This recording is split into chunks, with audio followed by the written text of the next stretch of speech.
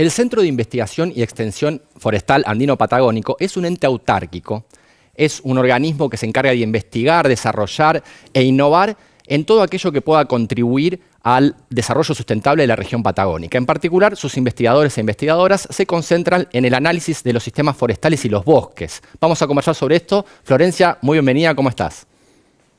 ¿Qué tal? Buenos días, ¿cómo andan, chicos? Muy bien. Hola Florencia, muchas gracias por comunicarte con nosotros, estamos contentos de que estés acá. Pero antes de arrancar con la entrevista y a charlar con vos, queríamos ver un videíto, que lo vemos juntos, que nos mandó tu colega Marcela Godoy para poder entrar en tema con esto de los bosques y los incendios también, que es un tema que tanto nos preocupa. ¿Lo vemos? El fuego es un disturbio natural que ocurre en muchos ecosistemas de la Tierra, por ejemplo en Patagonia. Acá en Patagonia Andina, en la época o la temporada de los incendios es siempre en verano, porque ocurren las condiciones propicias meteorológicas para que el fuego se propague. Para que haya fuego se necesita una fuente de ignición, oxígeno y combustible. Y son tres cosas que están presentes en todos los veranos en nuestra región. Uno de los incendios emblemáticos ocurrido en Patagonia, más específicamente en Cholila, en 2015, quemó entre 25.000 y 27.000 hectáreas, que es una superficie aproximada un poco más de la superficie que ocupa la ciudad de Buenos Aires.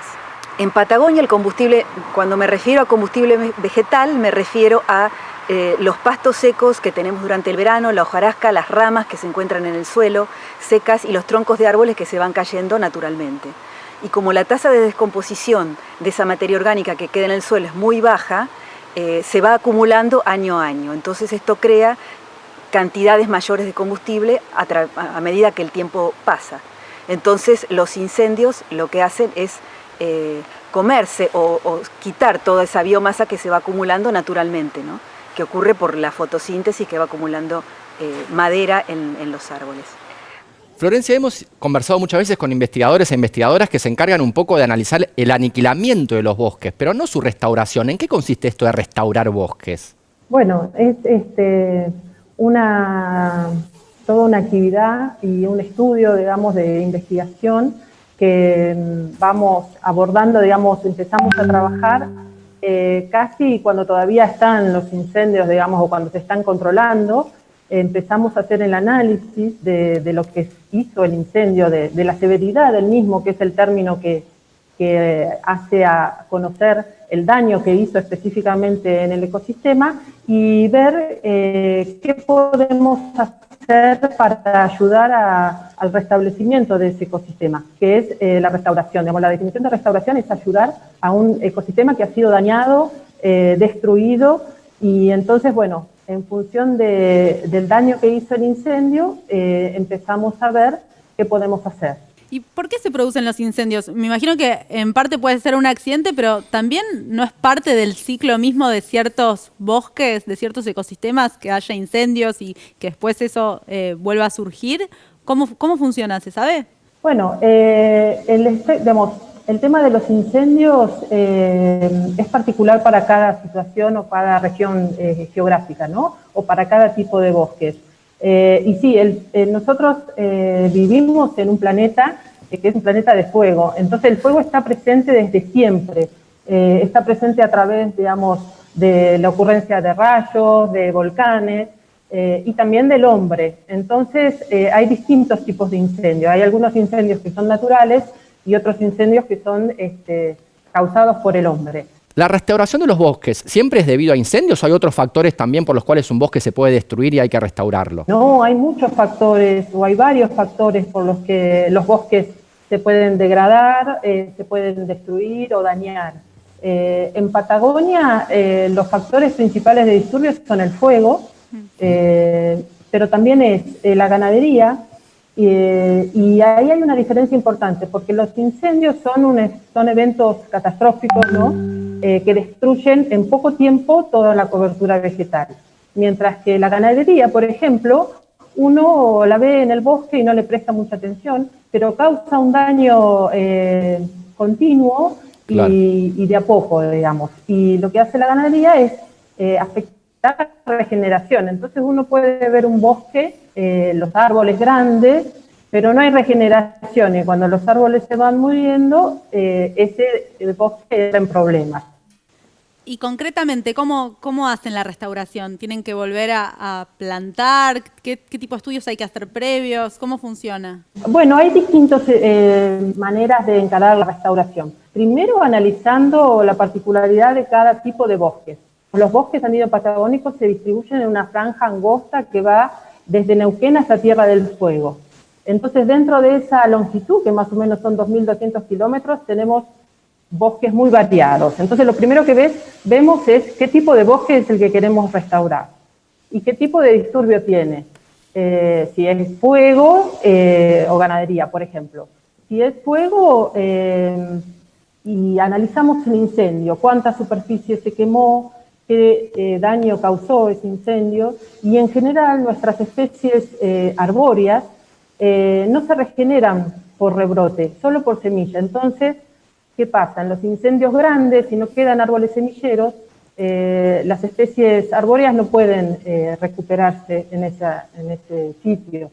Entonces, si bien se recupera todo el estrato arbustivo, las herbáceas, además que rebrotan inmediatamente después del incendio, no aparecen las arbóreas. Y es ahí donde entonces las introducimos mediante plantación. ¿Y cuánto tiempo puede demorar en restaurarse? Bueno, las especies patagónicas son de lento crecimiento. Todas, la mayoría, digamos, los bosques tienen de 200, hay especies que tienen 600 años de vida, sin hablar del alerce que tiene 3.500. Entonces, es un proceso a largo plazo. Es importante iniciarlo y después acompañarlo en el desarrollo a través del mantenimiento, pero bueno, uno hace la restauración para el futuro. Y, por ejemplo, los plantines que se usan van entre 1 y 3 años. O sea, los plantines, que es una etapa, digamos, un insumo fundamental para la plantación, se producen en viveros y se pueden plantar entre plantines de 1 y 3 años. Pero después, los primeros 2 años crecen muy poco en el terreno, porque lo que hacen es generar más raíces para establecerse mejor, y con el futuro sí empiezan a crecer en altura, pero si lo comparamos con otras regiones, las especies patagónicas crecen poco. Por ejemplo, el coihue puede llegar a crecer al principio 50 centímetros por año, aunque después puede alcanzar casi 1 metro. Florencia, ¿ustedes tienen ahí un vivero experimental? ¿En qué consiste? Sí, nosotros acá en el CIEFAP tenemos un vivero experimental, donde lo que hacemos es probar y ajustar técnicas de producción de plantines para después llevar a plantación. Empezamos a trabajar aproximadamente en el año 98, 99 con la restauración de quemados de ciprés. Era muy escasa la producción de plantines en la región. Entonces había que, para hacer las experiencias, disponer de los plantines propios, así que empezamos ahí a hacer todas las etapas de la producción, desde la cosecha, la limpieza de semillas, la siembra y la producción de los plantines. Y entonces experimentamos, digamos, toda la producción a partir de semillas de un montón de especies de la zona. Que bueno, parece interesantísimo, da muchas ganas de ir a visitar ese vivero experimental. Sí, ya vamos a ir. Algún día, cuando se pueda, vamos a visitar y además a conocer los bosques, porque para cuidarlos también hay que conocer y saber lo hermoso que tenemos en nuestros territorios. Florencia, muchísimas gracias. No, gracias a ustedes. Un lujo.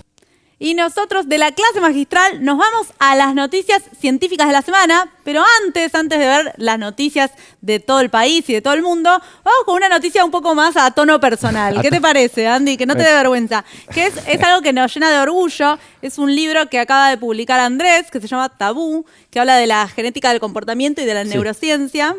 Ahí, lo dejo ahí. Ahí está. Exacto. Y que tuve el placer, además, de escribir el prólogo junto con Nicole Sevicki, que también escribió un prólogo divino. Exacto, bueno, es un libro que lo edité con los chicos de El Gato y la Caja, no está en las tiendas comerciales, sino que hay que comprarlo en una tienda especial en internet, que les dejamos el link acá abajo en el Zócalo, pero bueno, estoy muy contento de haber escrito este libro sobre los temas sobre los que doy clase, inclusive en la universidad, sobre los que investigo, y además haber tenido el enorme lujo de tener a una prologuista como Euge. A mí me encantó, lo súper recomiendo, sí, se los recomiendo, les va a encantar, léanlo, es apto para todo público.